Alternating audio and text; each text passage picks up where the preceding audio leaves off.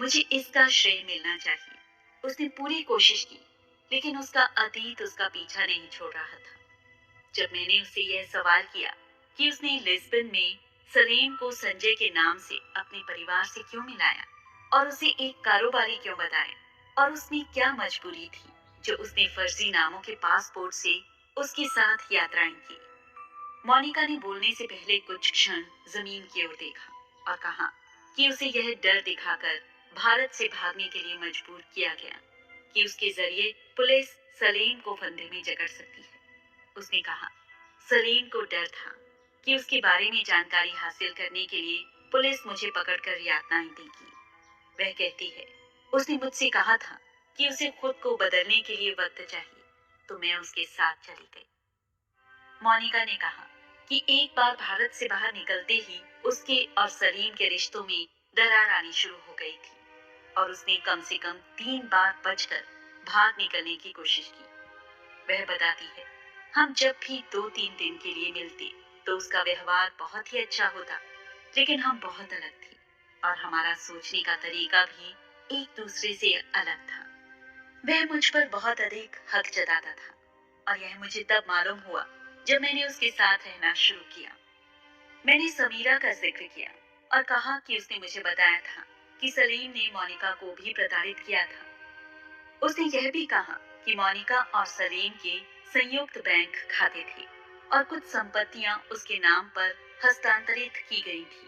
मोनिका इस पर खामोश रही और फिर सलीम के साथ किसी तरह का संयुक्त बैंक खाता होने के समीरा के आरोपों से इनकार किया। उसने मुझसे कहा, यदि मेरे नाम संपत्ति होती तो मैं बेहतर स्थिति में होती। मेरी कानूनी लड़ाई का खर्च मेरा परिवार उठा रहा है। बाद में जब मैं उसके पिता प्रेम बेदी से मिली तो उन्होंने यह संकेत दिया कि उसकी कानूनी लड़ाई का खर्च किसी और ने उठाया था, क्योंकि KTS तुलसी सरीखे सर्वोच्च न्यायालय के महंगे वकील की सेवाएं लेना उनकी दक्षता से बाहर था। मोनिका ने सलीम के बगैर ही नए सिरे से जिंदगी जीना शुरू करने की अपनी इच्छा जाहिर की। संभवतः वह जानती थी कि सलीम को भारत की जेल के बाहर आने में अभी काफी लंबा वक्त लगेगा। उसने मुझसे कहा, मैं अपना दर्दनाक अतीत पीछे छोड़ना चाहती हूँ और एक दिन शादी करके घर बसाना चाहती हूँ, लेकिन सही व्यक्ति मिलने के बाद ही। मोनिका को इस बात की जानकारी नहीं थी कि उनकी गिरफ्तारी के तुरंत बाद मैं लिस्बन में थी और मुझे यह बात पता थी कि सलीम और उसने जेल में रहते हुए एक दूसरे को प्रेम पत्र लिखे थे। CBI के कागजात से भी यही संकेत मिलता है कि सलीम पागलपन की हद तक मोनिका के प्रेम में डूबा हुआ था और दोनों ने यह स्वीकार किया कि एक दूसरे के बगैर जिंदा रहने की कल्पना भी वह नहीं कर सकती। मोनिका उसे बाबू कहकर पुकारती थी और वह उसे गुड़िया कहता था। सलीम के खत मिलने में देर होती तो वह बेचैन हो जाया करती थी। मोनिका ने इस तरह के एक पत्र में उसे लिखा, मेरे प्यार, तुम कहाँ हो? तुम्हारा कोई खत नहीं। क्या तुम अपनी गुड़िया से नाराज हो? मैं जानती हूँ कि तुम अपनी बेबी से नाराज हो। पक्के तौर पर यह उनके रिश्ते के खराब दौर की ओर इशारा कर रहा था। उसके एक दूसरे खत में लिखा था, मैं सिर्फ तुम्हें चाहती हूँ और तुम्हारे साथ जिंदगी पाने के लिए मैं कुछ भी बलिदान कर सकती हूँ। सिर्फ तुम ही मेरी जिंदगी और पहचान हो। मैं हमेशा तुम्हारे साथ बनी रहूंगी, आखिरी दम तक मैं तुम्हारी गुड़िया रहूंगी। एक और पत्र में मोनिका आत्महत्या करने की धमकी देती है। मुझ पर इतना अधिक प्यार बरसाने के बाद मुझसे दूर मत जाओ। तुम्हारी बीवी कहीं और नहीं जा सकती। अधिक से अधिक मैं यहाँ आत्महत्या कर सकती हूँ। यदि मुझे यह एहसास हुआ कि तुम बदल गए हो तो कसम से मैं यहीं मर जाऊंगी। लेकिन भारत प्रत्यापित किए जाने के बाद मोनिका ने अपना रुख पूरी तरह से बदल लिया। उसने खुद को सलीम से दूर कर लिया। कम से कम जनता की नजर में वह उसके लिए गुजरे समय की बात हो गया और वह आज भी अपने इस रुख पर कायम है। बाद में पल्लवी ने मुझे बताया कि सलीम इस बात से बहुत आहत है कि मोनिका ने जनता के सामने उनके रिश्तों को नहीं माना और उसने यह साफ कर दिया था कि वह अभी भी गहराई से मोनिका की परवाह करता है। सलीम ने वास्तव में उसे एक कानूनी नोटिस भेजकर कहा था कि वह अपनी शादी के बारे में इनकार के उसके बयानों से बहुत आहत और निराश हुआ है। जैसा कि मैंने इससे पहले के अध्याय में विस्तार से लिखा है, अपनी नोटिस में उसने दावा किया था कि दोनों ने नवंबर 2000 में लॉस एंजलिस में एक मस्जिद में निकाह किया था। नवंबर 2008 में दिल्ली में एक अदालत से बाहर आते वक्त सलीम ने घोषणा की थी, मोनिका बेदी मेरी पत्नी है। अमूमन मीडिया के सवालों को टाल देने वाले इस डॉन ने यह कहकर पत्रकारों को मसाला दे दिया था कि वे एक बार फिर पति पत्नी हैं। सलीम के इस कथित रिश्ते के बारे में सार्वजनिक दावे का खंडन करते हुए मोनिका ने एक बार फिर अपनी शादी से इनकार करने का प्रयास किया। इन दोनों के रिश्तों के उतार चढ़ाव का बोझ पल्लवी उठाती थी। बेदी से मुलाकात के बाद हैदराबाद से मुंबई लौटते वक्त पल्लवी और मैं दोनों फिर एक ही विमान में थे। पल्लवी से मैं यही समझ सकी कि सलीम उन पर पूरी तरह भरोसा करना चाहता था और कई बार तो उससे बात करते समय उसके बॉस सरकवी को बीच में नहीं आने देता था। बाद में मैं इस मामले पर आगे बात करने के लिए पल्लवी के घाट कोपर में महिंद्रा पार्क स्थित घर भी गई। इस मुलाकात के दौरान पल्लवी ने सलीम बेदी के रिश्तों पर कुछ और रोशनी डाली। उसने दावा किया कि हैदराबाद और भोपाल में मोनिका के मुकदमे की सारी कार्यवाही में वह उपस्थित रही हैं और उन्होंने जेल में भी कई बार मोनिका से मुलाकात की, क्योंकि सलीम जेल में उसके रहने और वहां की सुख सुविधाओं के बारे में चिंतित था। पल्लवी के अनुसार पहले प्रत्येक दौरे के बाद उन्हें सलीम को रिपोर्ट करना होता था, जो अपनी प्रेमिका के बारे में उसकी खूबसूरती से लेकर उसकी मनोदशा तक हर एक छोटी से छोटी बात जानने के लिए बेकरार रहता था और निश्चित ही वो मुकदमे की प्रगति के बारे में भी जानना चाहता था। सलीम पल्लवी से पूछता कि जब वो उससे मिली तो वह क्या पहने हुए थी और क्या उसे अपनी रोजमर्रा की जरूरतों के लिए कपड़ों और पैसों की जरूरत है। फरवरी 2008 में मैंने समाचार पत्रों में पढ़ा कि पल्लवी ने घाट कोपर स्थित अपने घर में नींद की गोलियां खाकर कथित रूप से आत्महत्या का प्रयास किया। पुलिस को दिए गए बयान में पल्लवी ने कहा कि उसने पूर्व नियोक्ता और वकील अशोक सर्वगी द्वारा दी गई मानसिक यंत्रणाओं की वजह से यह कदम उठाया था।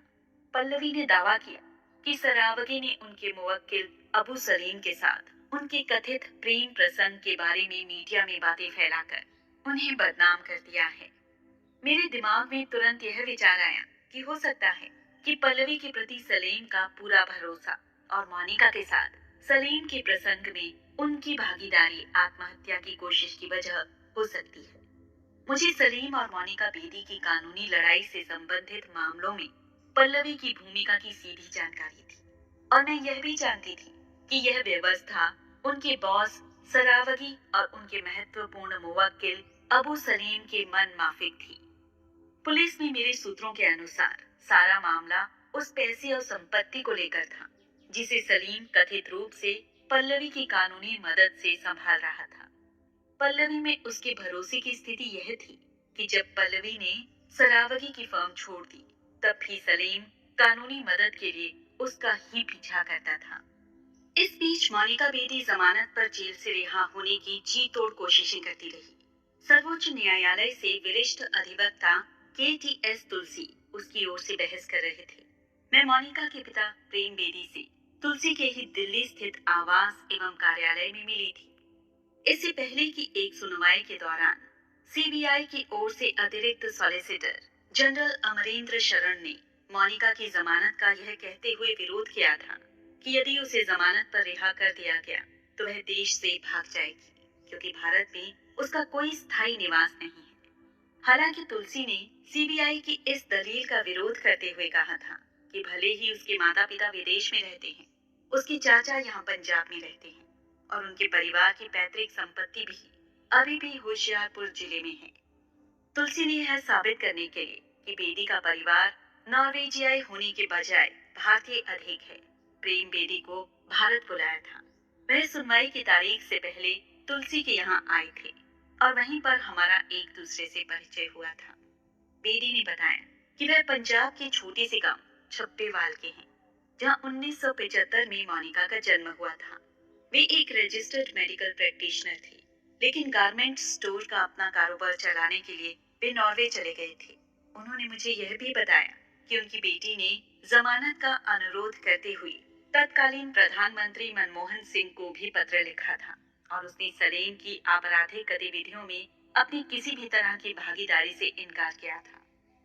7 नवंबर 2004 को लिखे गए इस पत्र में उसने लिखा था, मैं पंजाब के होशियारपुर जिले में जन्मी 29 वर्षीय जन्म से भारतीय नागरिक हूँ। मैं पंजाब के एक सम्मानित परिवार से आती हूँ। 1976 में मेरा परिवार नॉर्वे चला गया था, जहाँ उसने अपना कारोबार शुरू किया। मैं 16 साल तक वहीं रही। उसके बाद भारतीय फिल्म उद्योग में अपना करियर बनाने के लिए अकेले ही भारत लौट आई, जहाँ मैंने 8 साल तक काम किया, करीब 30 फिल्मों में अभिनय किया।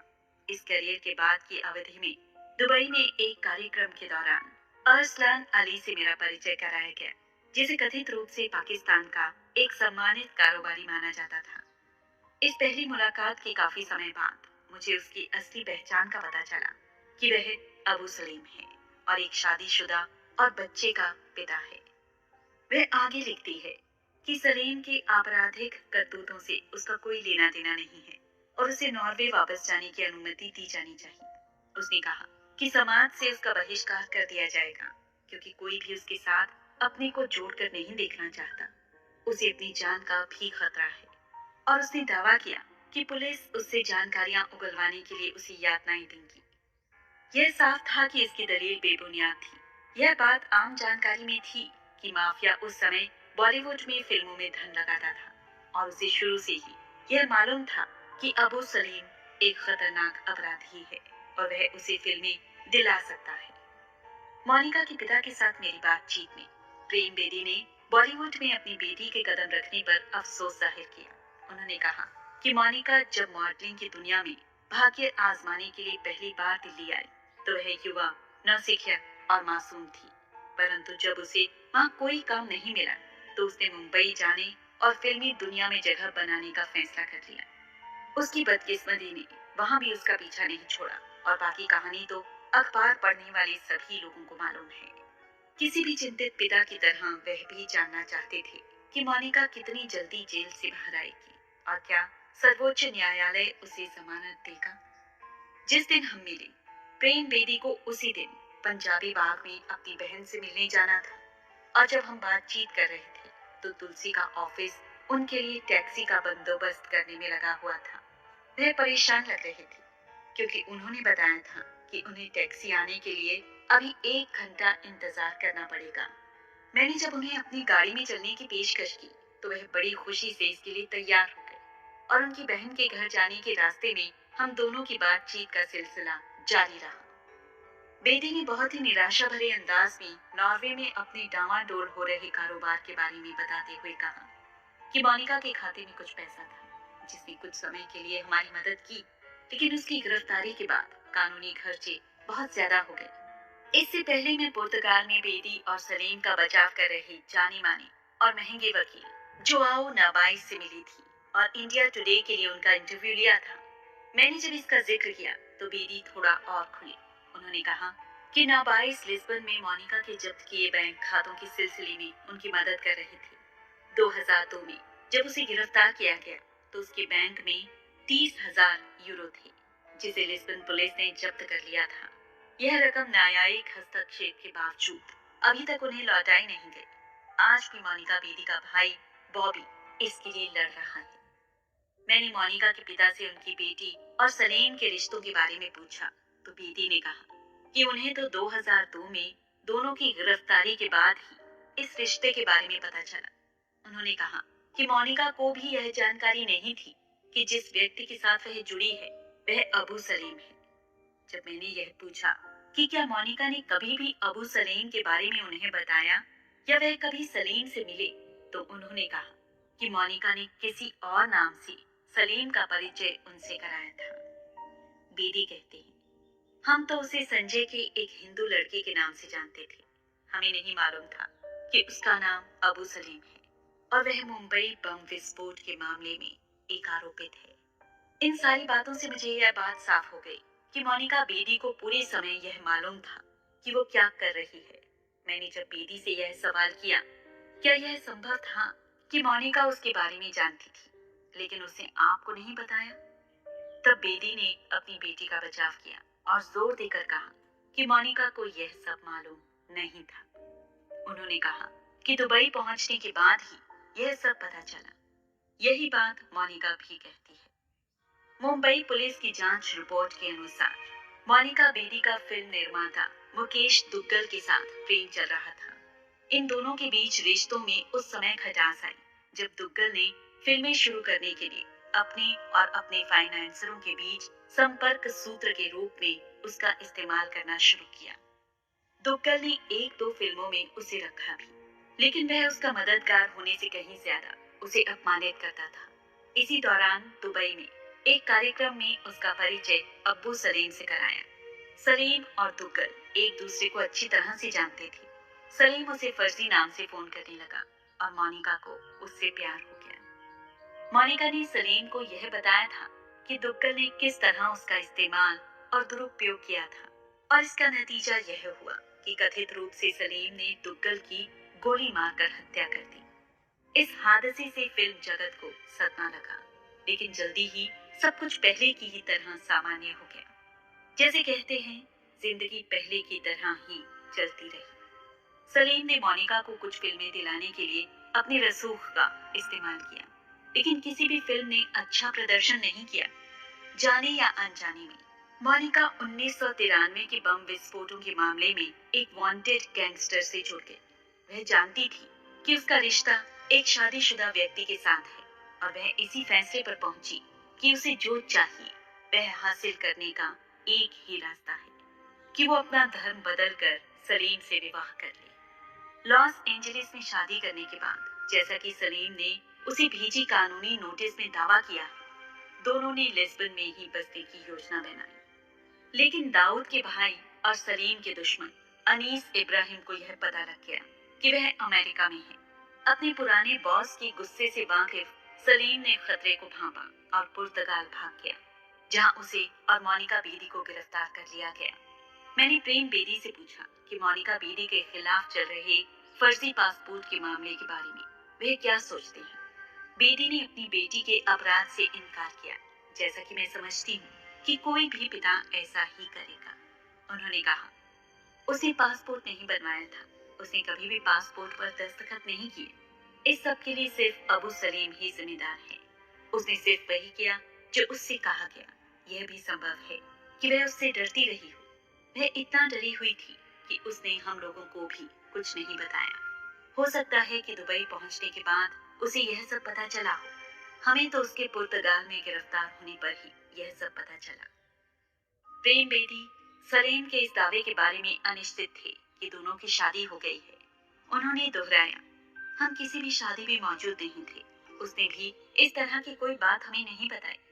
मैंने उनसे यह पूछा कि जब उनका परिवार सलीम से मिला था तो उनको सलीम के साथ मोनिका का क्या रिश्ता महसूस हुआ था। प्रेम बेदी ने कहा कि मोनिका ने उन्हें बताया था कि वह बस उसका दोस्त है। उन्होंने कहा, हमें लगता था कि इसमें दोस्ती से बढ़कर भी कुछ है, लेकिन वह जोर देकर बोली कि उसने फिल्मों में काम दिलाने के लिए उसकी मदद की है। उन्होंने कहा कि बेदी परिवार इससे आहत था और वह भावात्मक रूप से बहुत परेशानी में थी। उनकी बेटी भले एक गलत आदमी के चक्कर में पड़ गई, लेकिन उन्हें तो अपने परिवार, रिश्तेदारों और व्यापक समाज का सामना करना है। उन्होंने सलीम को जिम्मेदार ठहराया और मुझे, शायद खुद को, भरोसा दिलाने की कोशिश की कि उनकी बेटी बेगुनाह है। वे फिर दोहराते हैं कि मोनिका पासपोर्ट की जालसाजी में शामिल नहीं थी और उसका कसूर सिर्फ इतना है कि उसने इस पासपोर्ट पर यात्रा की। उन्होंने पुर्तगाल में सलीम से मिलने पर भी पछतावा जाहिर किया। वह खुद को ठगा हुआ सा महसूस कर रहे थे, क्योंकि सलीम उनके साथ बहुत ही विनम्रता और शिष्टाचार से पेश आया, जैसा कि कोई भी व्यक्ति अपनी प्रेमिका के परिवार से मुलाकात के समय करता है। यही नहीं, दोनों की गिरफ्तारी के बाद भी बेदी लिस्बन में उनसे मिले और उन्हें इसका एहसास होने में वक्त लगा कि वह व्यक्ति संजय नहीं बल्कि अबू सलीम है। बेदी याद करते हुए बताते हैं कि गिरफ्तारी के बारे में सलीम की प्रतिक्रिया थी, मुझे फंसाया जा रहा है। बेदी ने मुझसे कहा, वह मुझे पापा बुलाता था। उसने कहा कि पापा, मैं बेकसूर हूँ। ऐसा लगता है कि सलीम ने उन्हें यह विश्वास दिला दिया था कि वह बेकसूर है और उससे ज्यादा ताकतवर किसी व्यक्ति ने उसे फंसा दिया है और उसका इस्तेमाल किया है। शायद प्रेम बेदी को भी तब सलीम की बात सच लगी थी, क्योंकि अब इतने गंभीर मामले को लेकर अपने फैसले पर उन्हें भी संदेह होने लगा था। उन्हें आशंका थी कि भारत में उनकी बेटी के प्रति नफरत और सार्वजनिक गुस्सा भड़क सकता है। जब उन्होंने यह देखा कि मोनिका के लिए सारे रास्ते बंद होते जा रहे हैं, तो उन्होंने मुझे बताया कि वह दिल्ली के एक ज्योतिषी के पास उसकी जन्म पत्री लेकर गए थे। जब ज्योतिषी ने कहा कि उनकी बेटी की किस्मत में ही जेल में समय काटना लिखा था, तो प्रेम बेदी को मोनिका के भाग्य और सितारों को ही जिम्मेदार ठहराने की एक उचित वजह मिल गई। अपने चेहरे पर हल्की सी मुस्कान के साथ बेदी ने ज्योतिषी के शब्द मुझे बताए। मोनिका इस बार संभलेगी और अपने अतीत को पीछे छोड़ने में कामयाब होगी और जल्दी ही आजाद हो जाएगी और मनोरंजन कारोबार में लौटेगी और शोहरत और दौलत दोनों कमाएगी। इस बार वो इसे अपने दम पर हासिल करेगी। वो आध्यात्म की तरफ झुक जाएगी। बहुत कम लोग जानते हैं कि आध्यात्मिक एल्बम एक ओंकार में शांत सदी हुई आवाज मोनिका बेदी की है। मैंने उन्हें उनकी उम्मीद के साथ पंजाबी बाग में उनकी बहन के घर छोड़ा। आखिरकार सितारों ने 2007 में मोनिका का साथ दिया, जब सर्वोच्च न्यायालय ने फर्जी पासपोर्ट के मामले में उसे जमानत दी थी। इस मामले में उसे सत्र अदालत ने 5 साल की कैद की सजा सुनाई। आंध्र प्रदेश ने बाद में नवंबर 2010 में इस सजा को घटाकर 3 साल कर दिया। मोनिका द्वारा अपने को कसूरवार ठहराए जाने के इस फैसले के खिलाफ दायर अपील को खारिज करते हुए सर्वोच्च न्यायालय ने उसकी दोष सिद्धि को बरकरार रखा, लेकिन उसकी सजा को घटाकर जेल में बिताई गई अवधि, जो कि 2.5 साल की थी, तक सीमित कर दिया। मध्य प्रदेश में भोपाल अदालत ने इसी तरह के एक अन्य मुकदमे में उसे बरी कर दिया। वह मनोरंजन की दुनिया में वापस लौटी और अब फिर से विभिन्न टेलीविजन कार्यक्रमों में आ रही हैं। हालांकि संजय लीला भंसाली के टीवी सीरियल सरस्वती चंद्र में कुटिल सौतेली माँ गुमान का किरदार निभाने वाली मोनिका बेदी टीवी पर ज्यादातर दिखाई नहीं पड़ी। एबीपी न्यूज के साथ अपनी एक बातचीत में उसने अपने युवावस्था के दिनों को बड़े प्यार से याद किया और बताया कि वो किस तरह फिल्मों और श्रीदेवी की दीवानी थी। उसने कहा, एक बड़ी होती लड़की की उम्र में मुझे लोग बताते हैं कि मैं सायरा बानो जैसी दिखती थी। यह बात मेरे दिमाग में बैठ गई थी। मुझे डांस पसंद था। मैं कमरा बंद कर घंटों डांस किया करती थी। हर शनिवार को हमें अपने कमरे साफ करने होते थे। मेरा भाई मुझे लालच देता था कि अगर तुम मेरा कमरा साफ कर दो तो मैं तुम्हें श्रीदेवी जितेंद्र की वीसीडी ला कर दूंगा। मैं बड़ी खुशी से मान जाती, क्योंकि श्रीदेवी मुझे बेहद पसंद थी। मैं एनआरआई गर्ल थी जो मारुति में घुमा करती थी। बेदी एक साहसी महिला है जिसने अपनी जिंदगी के उतार चढ़ावों के थपेड़े खाए।